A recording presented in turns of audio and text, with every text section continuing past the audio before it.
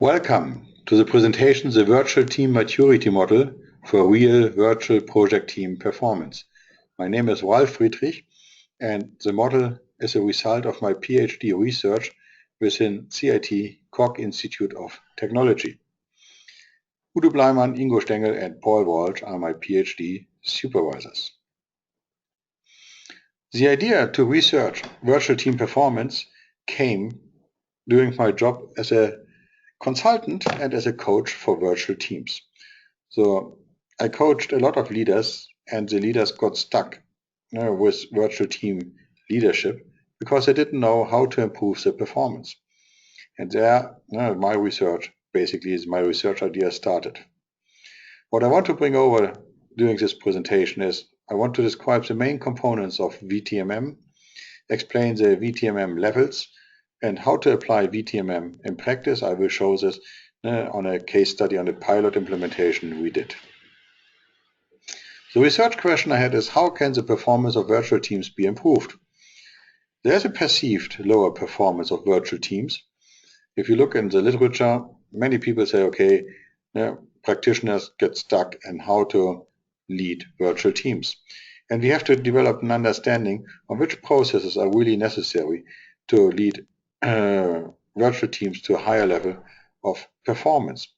And there are already studies out which prove that virtual teams can be as performant as face-to-face teams.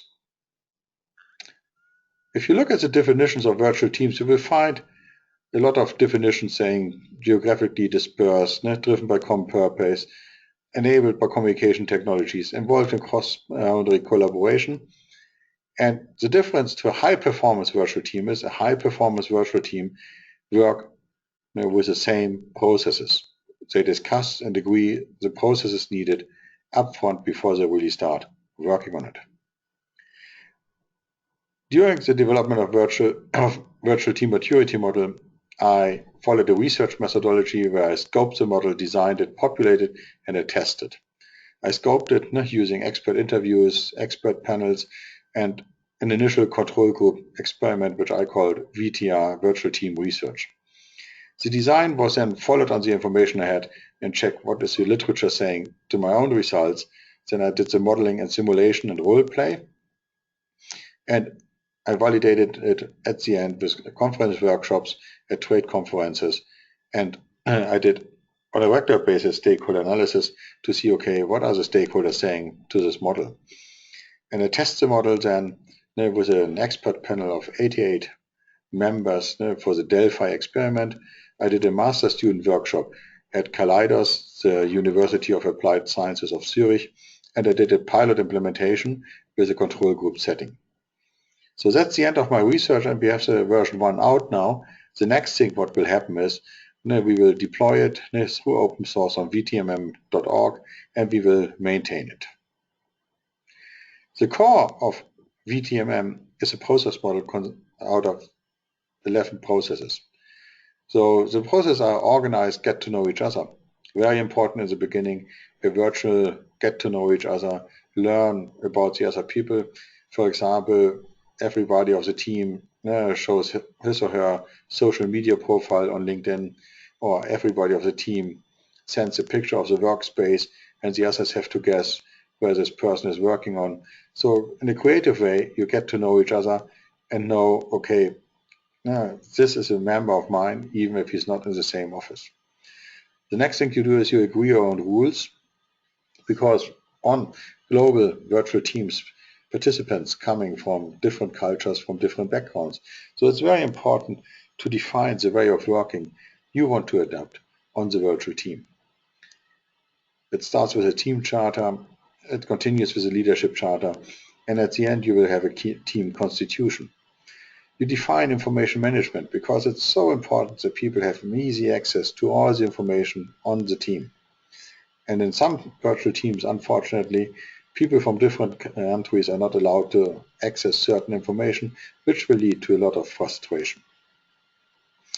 Conduct meeting management, another key process, because basically only during the interaction of a meeting, of a virtual meeting, done through communication technology, done with webcams, with the collaboration software.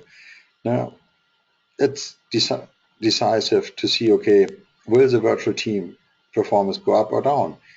Energetic meetings will lead to better virtual team performance than boring meetings. And when people are really contributing and do something for the others, it's important that they receive rewards and recognitions. Now, we can make use of the research on gamifying on how to create rewards and recognitions for virtual teams. Another point is give and receive feedback. People have a hunger for getting good feedback.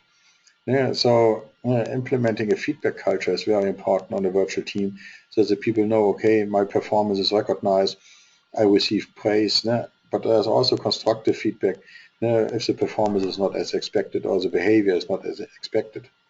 And finally, set goals. Set goals. People have to know what's the objective of the virtual team, what the virtual team wants to achieve, and they have to meet this with their own goals. So if the individual goals and the team goals are in alignment, it's good. If there's a difference, this needs to be discussed. This needs to be rectified. And then engaging in trust building. So get to know the people more, build up a relationship with them, show them what's important for them, discuss their hobbies, have cultural events, virtually organize. All these things are important so that the people learn how to trust each other. And finally, ramping down on a virtual team, it's more likely to have fluctuation on the team. So how to honor the participation and contributions of a virtual team member before he's leaving the virtual team. And all these processes, we have them on several maturity levels. The first one is the basic level, the second one the advanced, the third one the mastery level. All the processes are defined in terms of inputs, tools and methods, and outputs. Here you have an example of the get to know each other process, which means first of all you see, okay, now what are the team members' local environment, what do they allow, what's possible, what's not possible. There's a good amount of personal experience getting into the virtual teamwork and also cultural orientations. Some cultures, for example, favor direct communication. Other cultures have a more indirect communication. This is all information the team leader needs to know and also the team members so that they can adapt the communication styles to help other people to engage in the team.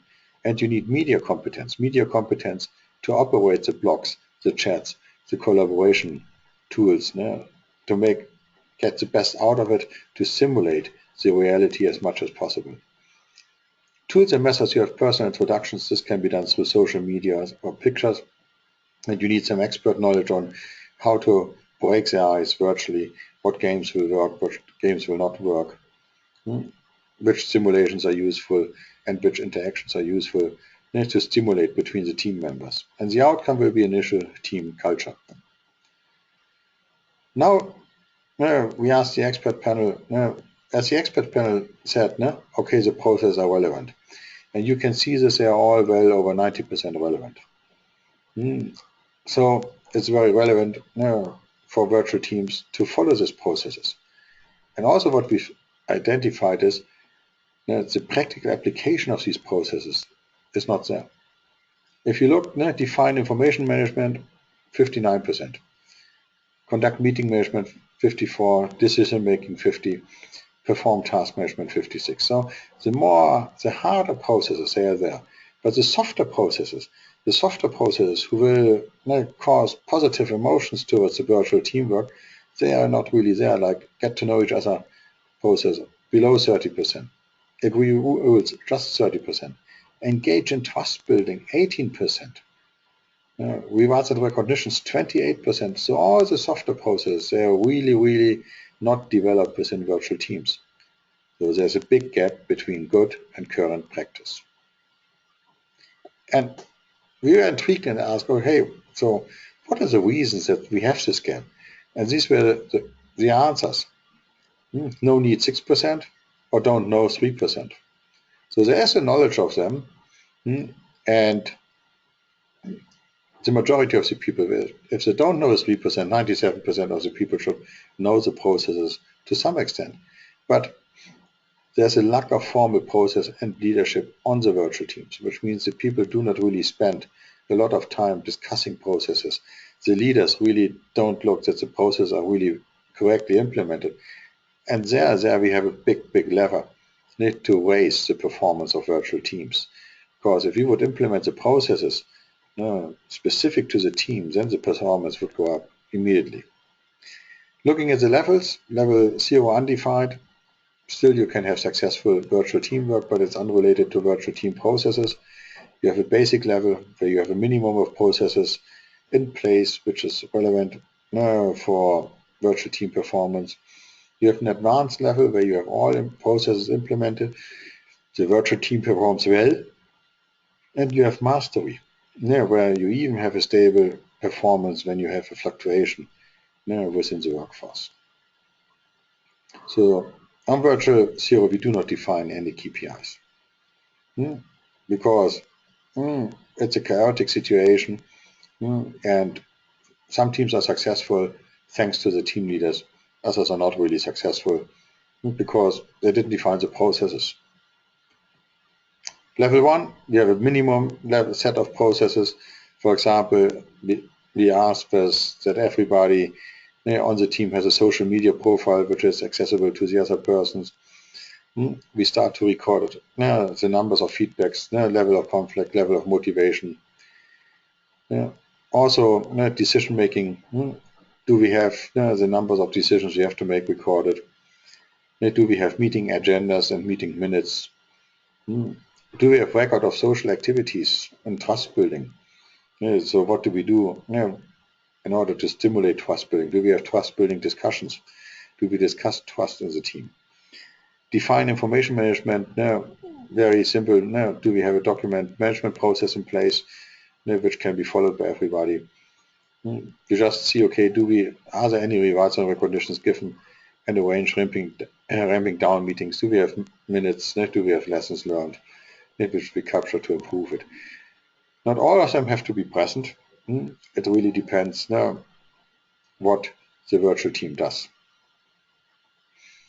Looking at assessment, here you see we did an assessment of a team of a consultancy company, and the initial assessment showed this, and we also had big variations in the perception how well the team is. In some locations, the people had a very good understanding and said the team is high performing. In other locations, the team was judged to be very poorly performed. Then we worked with them. We worked with the team leaders on agree rules, give and receive feedback, set goals. And you see, within a 6 weeks period, we developed a lot of maturity within the team. And I think that's the power of the model, because the power is the assessments are done quickly, the reports are straightforward, and with very little effort, the virtual team can perform significantly better than before. And for me, that's a possible route to success to increase virtual team performance. So to sum it up, virtual teams have a direct influence over their performance. VTMM is a stage maturity model helping virtual teams improve their performance through predefined meta processes. And VTMM will be an internet-based maturity tool where virtual teams can self-assess their performance, and also virtual teams have the possibility to work through a certified assessor. So virtual teams can increase their performance with the help of the virtual team maturity model.